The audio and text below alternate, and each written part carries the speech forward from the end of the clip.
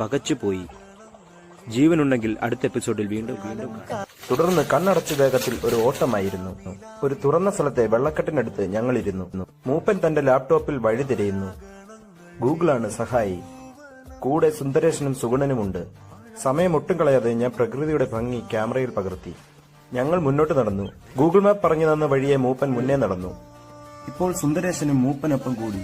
Laptop സുന്ദരേശന്റെ തോളിലാണ്. വനത്തിനുള്ളിലൂടെ ഒഴുകുന്ന തോട്ടിൽ മൂപ്പൻ മീനെ തിരിയുന്നു.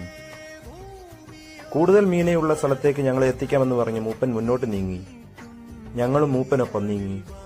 കുറച്ചും കൂടി മുന്നോട്ട് പോയപ്പോൾ കുറെ കാട്ടുമൃഗങ്ങൾ, ഏതോ ആദിവാസി കൂട്ടത്തിന്റേതാണെന്ന് തോന്നുന്നു. അവയെ കെട്ടിയിട്ടിട്ടുണ്ട്. മൂപ്പനും സുന്ദരേശനും കൂടി തോർത്തിൽ മീനെ കോരുകയാണ്. കുറച്ച് സ്രാവും കുഞ്ഞുങ്ങളെ ഞങ്ങൾക്ക് ലഭിച്ചു. ദാ ഒരു കാട്ടുതടി. കുറച്ചു കഴിഞ്ഞപ്പോൾ ഞങ്ങൾക്ക് കുറെ ആദിവാസി കുട്ടികളെ കിട്ടി. ആ യുവാക്കൾ ഞങ്ങൾക്ക് നാട്ടിലേക്കുള്ള വഴി കാട്ടിത്തരാമെന്ന് പറഞ്ഞ് ഞങ്ങളെയും കൊണ്ട് മുന്നോട്ട് പോയി. അവരുടെ വളർത്തു മൃഗങ്ങളാണ് ഈ കാട്ടുമൃഗങ്ങൾ.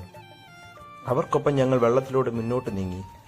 ചെറിയ കണ്ടൽ കാട് പോലെ കിടക്കുന്ന മുളങ്കാടുകൾ. മുളങ്കാട് കടന്ന് മൂപ്പൻ മുന്നിലേക്ക് വരുന്നു. അധിക നേരം പിന്നിട്ടില്ല. ഞങ്ങൾ തുറന്ന പ്രദേശത്തെത്തി. ഇതാ ഞങ്ങൾ പുറം ലോകം കണ്ടിരിക്കുന്നു. സുന്ദരേശൻ ആകാംക്ഷയോടെ മൂപ്പനെ നോക്കി. ഞാനും പിന്നാലെ ക്യാമറയുമായി നടന്നു. സുന്ദരേശന് പിന്നാലെ നടക്കുമ്പോൾ ഞാൻ വനത്തിലേക്കൊന്ന് തിരിഞ്ഞു നോക്കി. ആ വനത്തിന് പറയാൻ ഇനി ഒരുപാട് കഥകൾ ബാക്കിയുണ്ട്. പിന്നെ ഞങ്ങൾക്കറിയാവുന്ന വഴി തന്നെ. ഞങ്ങൾ മുന്നേ വേഗം നടന്നു.